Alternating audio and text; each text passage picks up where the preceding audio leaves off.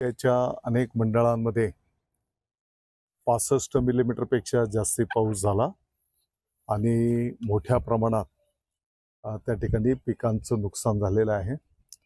आता आपण करजगव्हाण गावाच्या नाव तुमनं महेंद्र भाऊंच्या शेतावर आहोत।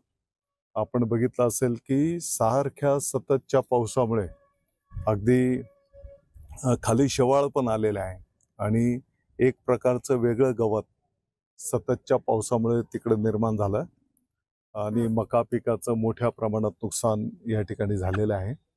तालुक्यामध्ये अशी अनेक गावं आहेत की तिथे सततच्या पावसामुळे पण त्या ठिकाणी नुकसान झालेलं आहे।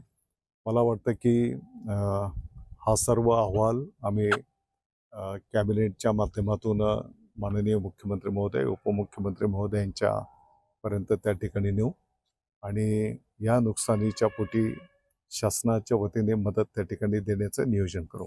असं जरी असलं तरी वस्तुस्थिती काय आहे, त्या गावामध्ये आज पिकांची काय परिस्थिती, म्हणजे जास्ती पावसामुळे नुकसान झालंय तर ते दिसणारच आहे। तर त्या पद्धतीचं नोंद त्या ठिकाणी घेऊन त्याचे पंचनामे करण्याची सूचना करण्यात आलेली आहे आणि जरी पर्जन्यमान ज्या गावामध्ये असेल परंतु बाजूच्या गावामध्ये पर्जन्यमापक केंद्र असलेल्या गावात कमी पाऊस झाला असेल परंतु त्याच्या शेजारी जास्त पाऊस झाल्यामुळे त्या भागातल्या शेतकऱ्यांचं नुकसान झालं असेल तर तिथली वस्तुस्थिती बघून त्याचे पंचनामे करण्याची सूचना करण्यात आलेली। आता आपण जर बघितलं तर संपूर्ण मका पीक त्याचं करपलेलं आहे आणि जमिनीमध्ये आताही दलदल आहे, शेवाळ झालाय, पाणी डबकेच्या डबके साठलेले आहेत। आपण जर बघितलं असेल तर माननीय मुख्यमंत्री महोदय उपमुख्यमंत्री महोदयांच्या आदेशानुसार कालच मी हिंगोली जिल्ह्याचा दौरा केला। तिथे तर याच्यापेक्षाही अतिशय गंभीर परिस्थिती आहे। ढगफुटीसारखे मोठ्या प्रमाणात पाऊस त्या ठिकाणी झालेले आहेत।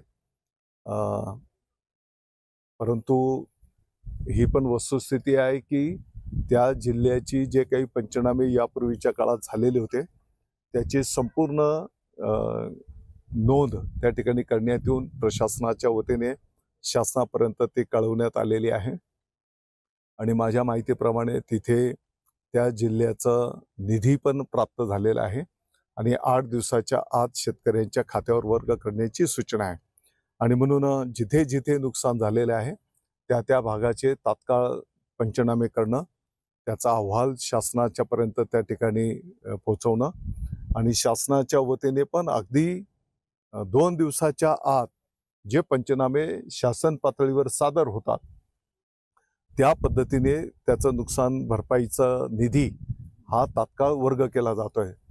मला वाटतं की मी पण आता 20-22 वर्ष ज्या पद्धतीने राजकारणात लोकप्रतिनिधी म्हणून काम करतो, पहिल्यांदा एवढ्या गतिमान पद्धतीने पंचनाम्याचा अहवाल प्राप्त झाल्याच्या नंतर शासनाकडून तात्काळ जिल्हा पातळीवर तो निधी वर्ग केला जातो आणि निधी जिल्हा पातळीवर प्राप्त झाल्याच्या नंतर 8 दिवसाच्या आत संबंधित नुकसानग्रस्त शेतकरी बांधवांच्या खात्यावर वर्ग करण्याचे पण त्या ठिकाणी आदेश आहेत। जे काही NDRFचे निकष आहेत त्या निकषांप्रमाणे पंचनामे केलेल्या शेतकऱ्यांचं जे काही क्रॉपिंग पॅटर्न असेल त्याप्रमाणे ती नुकसान भरपाई त्या ठिकाणी दिली जाते।